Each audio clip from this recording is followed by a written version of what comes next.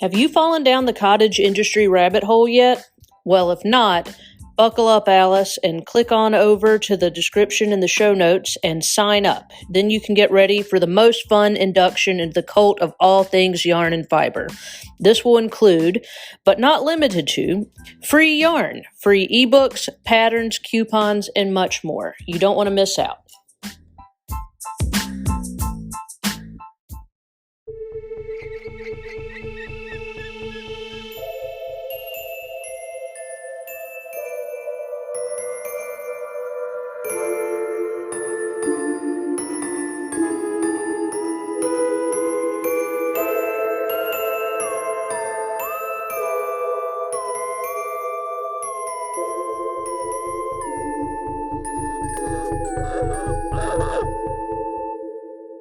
You are listening to Crime, Coffee, and Crafts, a podcast featuring two crafty besties who love true crime and a good cup of joe. Welcome to Spooky Tales Volume 2 for all lovers of macabre. We're your hosts. I'm Kristen. And I'm Heidi. Ooh. Let's get down to it. Business. The business. The business. The bee's knees. Bee's knees. We're going to start this episode off with Heidi giving us a fun coffee recipe. Yummy yum coffee recipe. You are going to need, obviously, some coffee. I have coffee.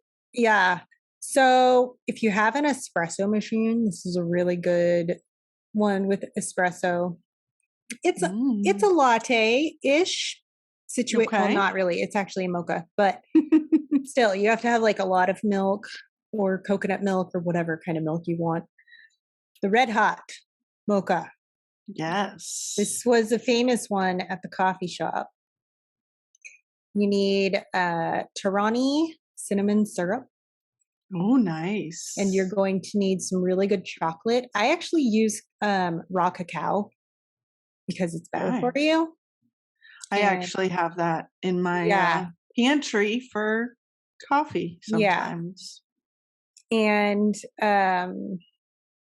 blah, blah, blah. Red Hots. Because you put those on top. Oh, so cute. So good. So yeah, just get those ingredients you need. And you know what they look like? Yeah, Red Hots are so good. They look like droplets of blood. They're like droplets of blood. Yes. So yeah, I would say you're going to do this one to your own taste. I do a very heaping teaspoon of raw cacao. I don't like to use as much Torani because it's so sweet. Right. You can't handle it. And because that's so sweet, you don't need other sweeteners.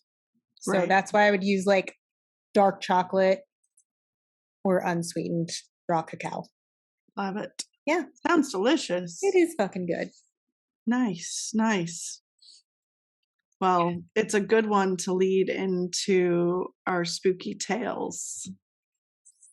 I'm so excited. Because this, guys, is The Bleeding House. Ooh, I don't know this one. It is the scene only horror films are made of. Yes. It's weird. All right. September 8th, 1987. A 77-year-old Mrs. Winnie Winston was soaking in a bath. Now, she lived with her husband, William, who was 79 years old and had declining health due to kidney failure. Mm-hmm. So Minnie was his caretaker. And as we all know, well, mostly you, Heidi, being a full-time caretaker is exhausting. It is. Yeah. So Minnie usually helped her exhaustion by taking baths at the end of the day. But after this particular bath, Minnie stepped out onto the floor. She felt something wet and sticky under her feet. Oh my God. Ew. She looked down and saw blood oozing from the floor. Uh, ugh. Ugh. I can't even think of a reason why blood would ooze up out of a floor. Right. It soaked her feet, it soaked the floor, and it soaked the walls. Oh my fucking God. So, as you can imagine, Minnie freaked out. She had a full on panic mode and ran to her husband, who was asleep in their bedroom.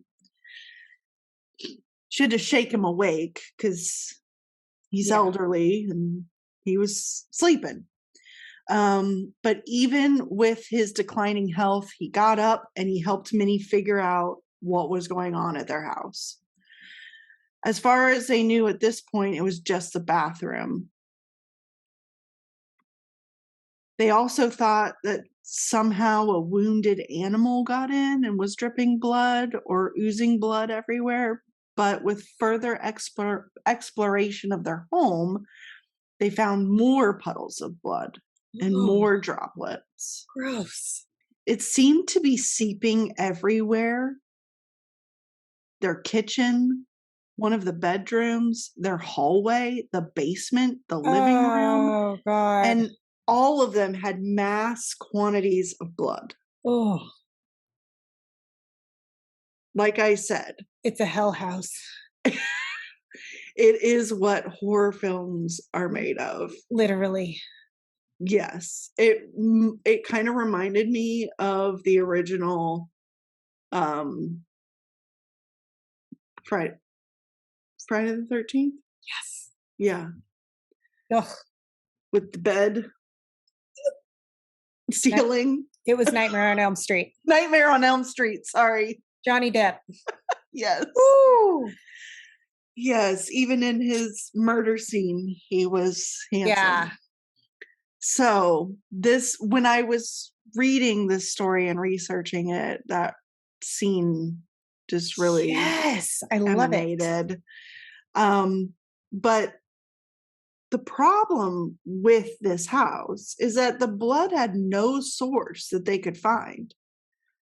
Minnie said it looked like a sprinkler Oh my God. of blood sprayed up from the floors and attacked their home. Oh my God. Like, bing, bing, bing, Kristen's bing. doing the sprinkler dance for anybody who's not watching. Yes. So after exhausting all of their theories and ideas, they called 911. Eek. First on scene were the paramedics because they came to check the couple. They were elderly couple. They wanted to make sure that they didn't miss any wounds or cuts, but none were found. There's no amount of cuts on somebody that could make that much blood happen in a house. I know. They were really reaching. Like, they really were like, why is this house bleeding everywhere? Fucked. It's crazy, right? Yes. The police then showed up and conducted a preliminary investigation. The couple told law enforcement that they had a security system and that they had set their alarm at 9:30. This was when Mr. Winston went to bed. She was, doing the end of the night stuff and gonna take her bath to chill out. So had there been an intruder, their alarm would have gone off and authorities would have been alerted. So the alarm never went off. Nobody was in their home. The couple lives alone. And so the source had to be one of them bleeding. But the cops they couldn't help them any further. Logically thinking, yeah, but okay, but was Freddy Krueger burned in their basement? That's my question. He was not living in Atlanta. Okay. I don't believe he was from Atlanta, Georgia. Probably not. No. So the investigators said there's no homicide, there's no other crime that's occurred here. And so detectives were left with a mystery. How in the world did the blood get in the house? We don't know. There's, yeah, I got nothing except it being a hell house. Is the house So alive? Detective Steve Cartwright was the lead investigator, and he has since written stories and a memoir, I believe. Really? Didn't remember what it was called, but he wrote about his time with this house. Okay. But during his investigation, he did make a call to a lab tech named Brenda Dipple, and he called her to the scene to collect the blood and take it to the lab to have it evaluated. Because they didn't know for sure that it was blood. Right. They didn't know what kind of blood. They didn't know what it was. So, but when Brenda arrived, she said, "This house gives me the creeps." She tested the blood samples back at the lab, and after they were analyzed, the report came back as human type O blood. But this caused a new mystery, guys, because the couple that lived in the house were both type A blood. That's weird too. Mm-hmm. Brenda explained to the detectives that there were whispers and stories about the house being a setting for supernatural activity. Mm-hmm. There was an original owner, and I didn't write down his name.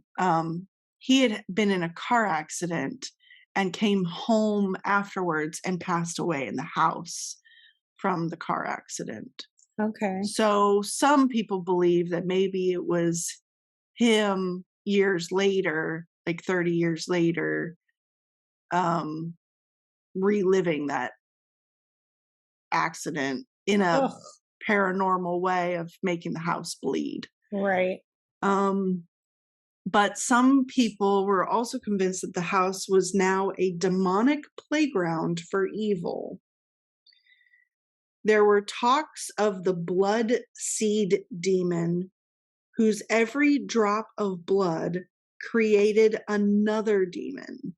Like I said, hell house. Or there was the, and I'm probably going to butcher this because I'm not Sri Lankan and I don't know how to say it, but it's the Riri Yaksaya, which is the Sri Lankan story of a fiery red figure riding on a red bull who controls all human blood and its diseases. Oh, gosh. Okay. And there's a picture of a drawing, a Sri Lankan painting of this particular fiery red figure. Sweet.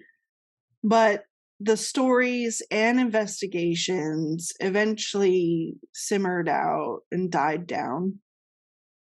And the Winstons, of course, being an elderly couple in retirement, the husband is, in renal failure and all this other stuff. They wanted it all behind them so they could just live peacefully again. When the phone calls came to Minnie's house, she would answer and just explain to him that it was rust and mud. Yeah, she didn't want any further media stories or anything because for a long time they would do like at 10 your news on the bleeding house that's oozing blood, like it was always in the news, like here's your update. Yeah, that would get annoying. Yeah, so Minnie was tired of it. She's like, we just want to live life again, and they wanted to stay in the house. Right. The couple lived there in the house for just another 2 years together. Sadly, Mr. Winston passed away from his ailing kidneys. But Minnie, however, ended up living to be 104 years old. Holy shit.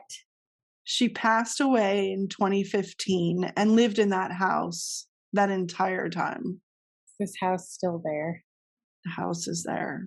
Did somebody actually buy it? There's they like Zillow won't show the records of like when it's sold or when it's on the market. You know, like if you look up your house, you can see the Yeah, you last can normally see sale everything. and right. Public record. They took that off of there. Oh, Maybe the family still owns the house. I don't maybe. know, but I did send you a couple pictures, satellite views Oh, of the awesome. home. And Minnie did say to people that the only reason she could stay in that home was to tell herself that that bleeding house moment was muddy rust water. I understand that. Yeah. And the house never oozed of blood again. That's lucky. And the case remains unsolved. That's really fucking creepy. I think that the house is alive. I think so I think it's like that Rose Red situation too. Yes. where you have to like keep building or the house will eat you. Yes. That was good Stephen King. Yeah, I love that one. Yeah. There were like some books that came out of that, like The Diary of Ellen Rimbauer. Oh. It was really good, actually. What's I have that. I have that one. Yeah.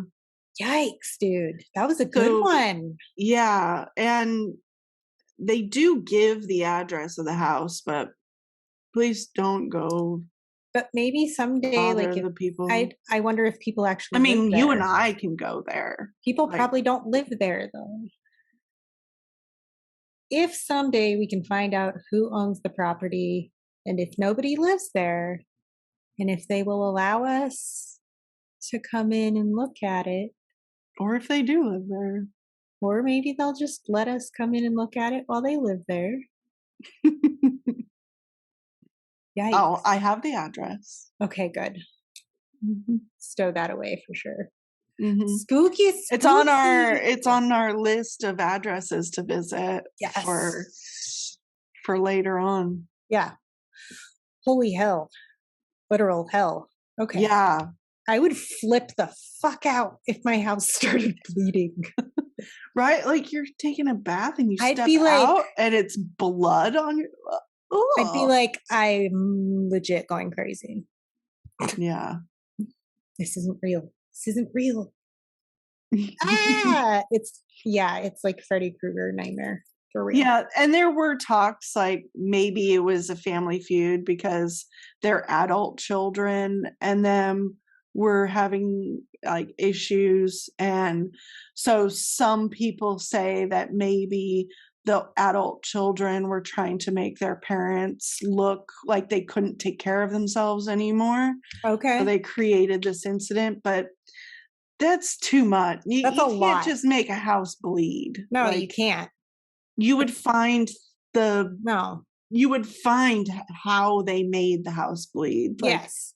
if it was quote unquote booby trapped. Yeah. There's no way to do that. You would have to bust out the floors, the walls, everything. Yeah. You That's can't not- just have seeping blood from the No. floor. Like it just Gravity does not work that way. I believe in the paranormal. Blood It was seeping up, not Yeah. down. Up and That's- down and all around. That's fucked up. And not on the outside. Just on the inside, yeah. inside. There's Yeah. something paranormal happening. there. So I believe. I believe in the paranormal. But- Wild. So that's all I got. Wild. I hope you Wild. liked our Spooky Tales Volume 2. Yes. Volume 2. Done. We'll see you in Volume 3. Dun dun dun. Until then, ta-ta. For now. Thanks for listening to Crime, Coffee, and Crafts. If you love our podcast, please rate and review us on Apple Podcasts. This helps us more than you know. If you really love us and want to support us, go to our website at www.crimecoffeeandcrafts.com. From there, you can join our Patreon, shop our merch, and find us on social media.